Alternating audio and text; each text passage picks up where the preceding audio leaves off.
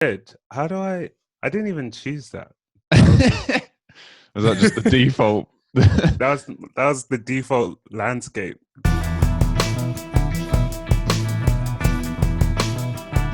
All right, so awesome. So hey Olu, thanks Hey for man, thanks for joining me today. How are you doing? I'm doing good. It's good to be here.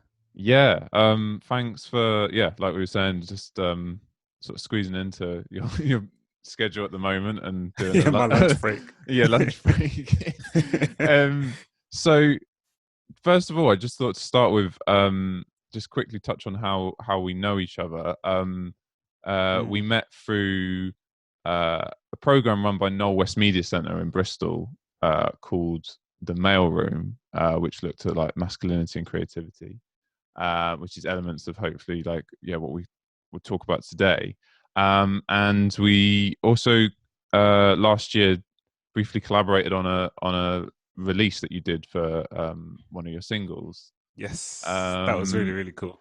yeah, it was very cool, even though it was all done remotely, Mm, because it was right through all the lockdowns and stuff.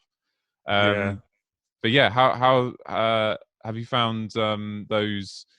Uh, were you able to keep your creative projects going through the first elements of those lockdowns? No. The first lockdowns, I was like, so I just got engaged as well. So Oh yeah, that was really peak because I was like, oh, this is actually happening, and like we might not get married and blah blah blah. yeah, So it was like, well, not get married this year, yeah. um, was what I was thinking. Um, so yeah, the first lockdown did kind of mostly just suck. Yeah. um, but I had some really good housemates, and we were doing fun stuff, like really dumb stuff, which helped me. We had like a hot tub at one point. It was just ridiculous. Um, Yeah. the that after like I guess everyone had like an adjustment period. I feel like Mm, to yeah. to like the reality of the new normal.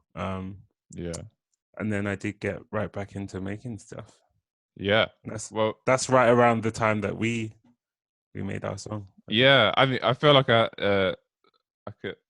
can sort of had some similar things in the first lockdown because I was with my housemates, but we it was quite hard to keep creativity like going really because it was just Mm, like there's nothing like what's changing in your life is hardly anything. So um I can't remember, we just were messaging and I remember I was like I got this guitar thing and it might be cool to try, and I just quite like that some of those random things can come together and then you have a yeah, song at the man. end of it. It's just yeah. It's so cool.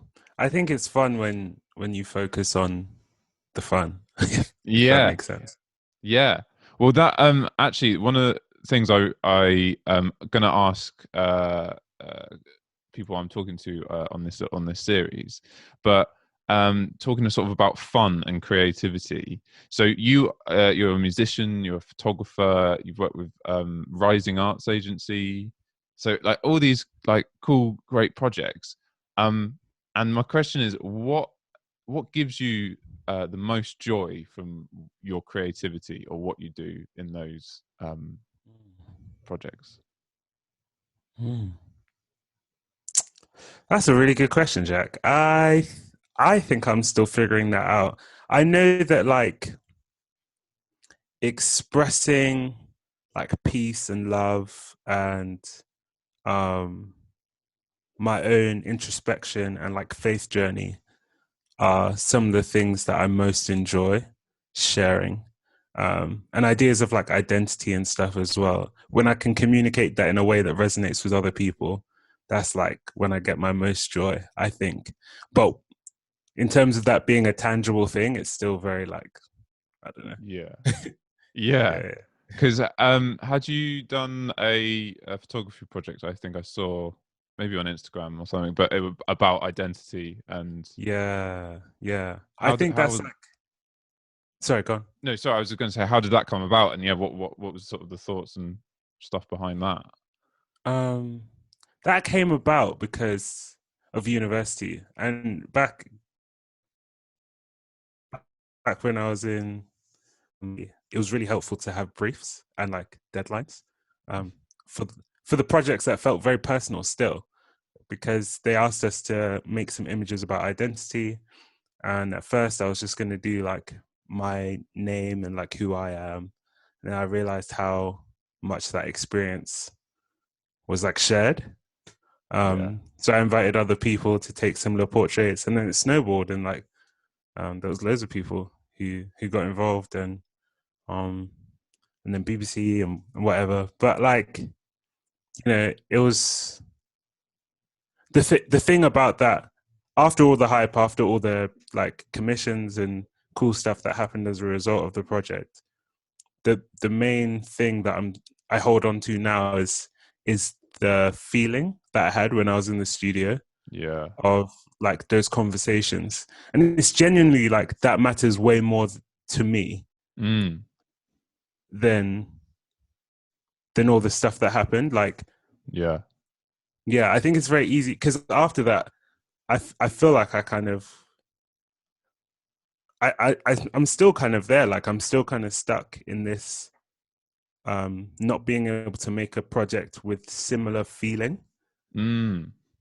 because it got so commercialized, that project, and so like it did so well that like I got stuck there, and Right. I still am sometimes. But Yeah. I'd love to make something like that again.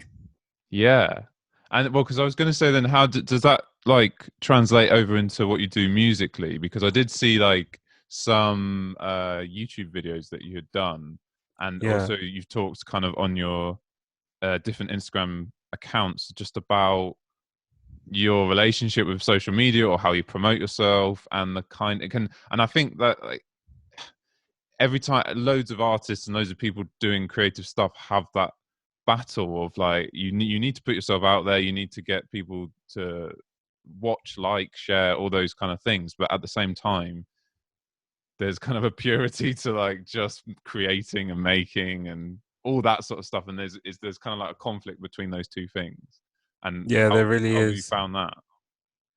I'm definitely still working out my approach, but at the moment, having been lost in the whole promoting sharing thing for a while, since Identity Matters, what that was like 2019. Yeah. um it's only very recently I was listening to the director of this series called The Chosen. He's a Christian director. It's a really cool like series about Jesus and blah blah blah. But anyway, he was saying how his focus was on like getting his name out there or getting his Mm. work out there, Yeah. for so long, that he stopped making stuff that was actually like resonating with people. So Mm. he did get a massive opportunity, right, to do this big, like, I don't know, crazy budget film, whatever, but it Yeah. tanked Yeah. because I think when he was making it, it wasn't like I'm trying to just make something good. Um, Mm. so that's where I'm at now. And he used like this analogy from the Bible about this time where Jesus feeds loads of people with fish and bread. Mm. Um, and the idea behind it was like Jesus did the really cool thing by like multiplying the food and doing like the miracle, but it was all the disciples did was bring fish and bread. Right. Does that make sense? So like his thing now is like, I'm just gonna bring like my fish and bread to the Oh, I table. see. Yeah, yeah, Do you know what I yeah, mean? And yeah, then like whatever happens, yeah. um, whoever gets fed from it, like gets fed from it. If that makes sense. That does make sense. Yeah. Yeah. Well, I can, and then you focus then just on the fish and bread, or just on your, Yeah, yeah, just yeah, on what you're exactly. making, because um, it is a very distracting, and it's a sort of almost a necessary evil in a sense of that balance, but Mm. uh, yeah, it can be quite draining, but also quite a mind sort of like take a lot of space in your head to figure out Yeah. how do you promote yourself in a way that maybe is authentic to you, and also like that isn't just, yeah. looking for For likes sh- or shares. yeah, for sure, for sure. And I think it's like making it people oriented again rather than like Yeah, numbers oriented. It's like, which people do I want to share this with and why? Is like a yeah, better question. um, yeah. What people, and then and like the sort of, I suppose, things of value, because I feel like social media is like very quick, and you know, it's like it's great if you just want a quick distraction or something, some funny videos or whatever.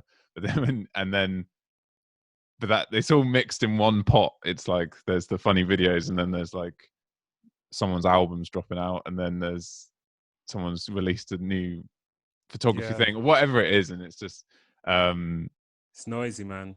it's noisy. Yeah, totally. Yeah, and then there's like actual real life crap news for people. Yeah, Like I don't know, like the Israel Palestine thing right yeah. now. It's such a weird like. It's just too. And at times I'm like, how could I even put out my stuff when I Mm, know that like this is also taking up people's time and attention. This other like yeah, world issue. It's yeah. really weird. Well, another thing as well that I wanted to ask you, because these are things like that I'm thinking about in my life at the moment, and just sort of with my own creativity or output as well. But I've been really thinking about like my own mental health and how it's affecting like what I do just generally. And another question I had was how much value do you place on your own mental health sort of day to day, and whether that, you know, can be influenced by social media and stuff. Oh, for sure. Where should I start? Okay. I do devotionals. Like, well, I don't devotionals. What does that even mean? I essentially I pray and like I talk to Right. God a lot, like in the day. And I think it's cool to have for me anyway, there's a big difference between like reflecting and having that time to be introspective and check in with self, Yeah. and then like trying to check in with like a higher power essentially and be Right. like, how am I actually doing? Do you know what I mean? Like more of an evaluative thing. And I think it reminds me as well how short life is. Because when I'm thinking about what I want and what I need all the time, Yeah. it's very easy to become anxious Yeah. or like stressed because it's like it's all about me.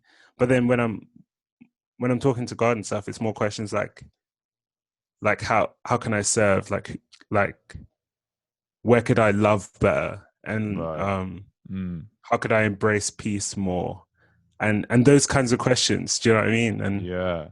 um yeah, I think that's like a big factor in my mental health because I overthink. And if I sat with myself for too long, it wouldn't nothing productive would happen. Yeah. I can Should I relate to own that. this table? Why do I own Yeah. this table? Yeah, I can I get you there, definitely. I feel there's a lot of overthinking and in your own head, especially when you're trying to mix creative projects or just even ideas and then your own life, and then, you know, Yeah, it gets very messy. it does. It gets very messy. But I suppose from those I don't know, maybe in a sort of simple way, that gives you perspective. I feel like just day to For day. Is sure, that man. Yeah, for sure. I think perspective is the thing. Like that's the thing that I get um most from those conversations. It's like, what am I actually doing here? You know, like big picture, but then also like in this project, you know, or mm, in this like task, like remembering why as frequently as possible is really yeah, good because it yeah. keeps you focused. And I also was interested because to ask you, just asked about masculinity, Mm. because we, again, like I mentioned at the start, we met on a project that was run by a place called Knowle West Media Centre in Bristol, and it was called the Mail Room, and it looked at masculinity in and creativity and sort of how that manifests in different ways. And it was a very like amazing project because it was very open and vulnerable. And I remember thinking like, I've never really sat in a room full of 20, 25 men and been like, wow, everyone's been like open, non-judgmental. Everyone's like, it was just like really nice kind of vibe. But do you feel, is there like do you feel there's an expectation with masculinity of how you should act or react to things, like with whether that's your mental health or just situations in your life? No, yeah, for sure, man. I'm very like feminine, and I'm very like sensitive and aware of my emotions and Yeah. all that jazz. So I think for me, like one of the key things is that I took away from the mailroom is like to continue to surround myself with people Yeah. who are on that wavelength as well. Yeah, because the company you keep, man, it can like make or break you. And I just know who I am and who that fits well with and who that doesn't fit well with, if that makes sense. Yeah. So yeah, I'm very like unashamed of my own version of masculinity and like what that means to me. But I'm also careful not to mix with the wrong people, I guess. Yeah. Yeah. I think it's like having your own version is really nice in a sense of like, or like it's even like empowering. It's like you don't I suppose it diffuses the expectations or the traditional stereotypical expectations, and Yeah. you can For then sure. kind of push forward in a way that's like, well, authentic to you, because there doesn't have to be then the kind of some of the bullshit that comes with. Yeah, no, for sure, man. And I think it's like I want to clarify what I mean by like wrong people, as in people who aren't, because not everyone's going to understand you. Yeah, totally. Yeah. Do you know what I mean? And that's Yeah. what like so operating from a place where it's like I'm seen in this room and I'm understood. Like even if people, you know, even if there's guys who would be like, "Oh, that's so like moist. Like, why are you using language like that?"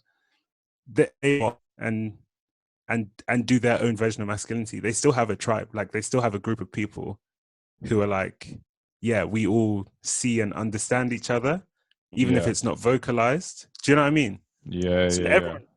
everyone does it, and it's like it's important. But you Yeah. could just do it like consciously.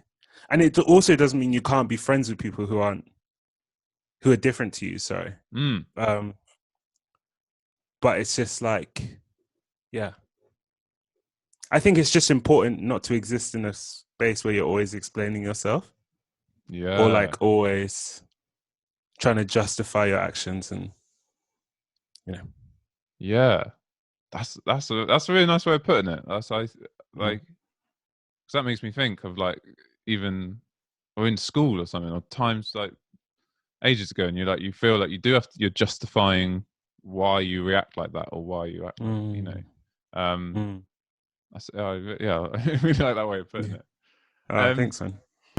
But yeah, man, like that's it. It's short and sweet, but it's also it's genuinely really cool to talk and like hear your thoughts on all those things, because the same with like I want to push out more of these on my Instagram, and this is the kind of like, again, give something of value hopefully to like, instead of sort of what we were talking about and stuff. So yeah, for sure, man. It's really good chat, man.